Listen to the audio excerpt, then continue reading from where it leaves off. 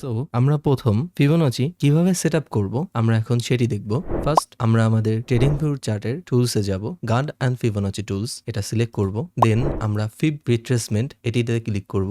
নাও আমরা এটি সিলেক্ট করব। লক্ষ্য করুন ফিবোনাচি ডিফল্ট সেটিংসে এমনটি দেখতে হয়, বাট আমাদের এটিকে আরো সিম্পলিফাই করতে হবে। সো আমরা এখন কিছু সেটিংস ঠিক করব। আমরা সেটিং এ ক্লিক করব, এটা এখানে থাকবে সেটিংস। সো আমরা ফার্স্টেই সবগুলো সেটিংসকে আনটিক করব।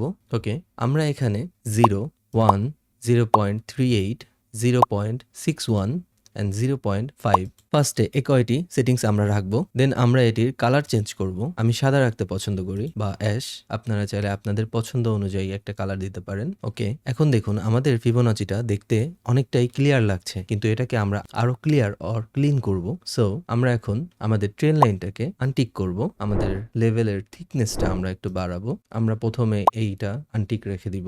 ব্যাকগ্রাউন্ড আমাদের প্রয়োজন নেই, আমরা প্রাইস চালে রাখতে পারি অথবা না রাখতে পারি। আমরা লেভেলসের ভ্যালুটি পার্সেন্টেজে রাখবো, এতে করে আমাদের বুঝতে সুবিধা হবে। আমরা লেভেলস গুলোকে রাইটে শিফট করে নিব, কেননা অনেক সময় ক্যান্ডেল গুলা এখানে থাকার কারণে আমাদের লেভেল বুঝতে কষ্ট হবে। বাম দিকে অলওয়েজ ক্যান্ডেল থাকে অ্যান্ড রাইট সাইডটা ম্যাক্সিমাম টাইম ফাঁকা থাকে। ওকে, আমাদের ফন্ট গুলোর সাইজটা আমরা একটু বড় করব। সো দেখুন আমাদের ফিবোনাচিটা রেডি। এটা আগে থেকে অনেকটাই ক্লিন লাগছে অ্যান্ড আমার কাছে এই ফিবোনাচিটা বেশ পছন্দের।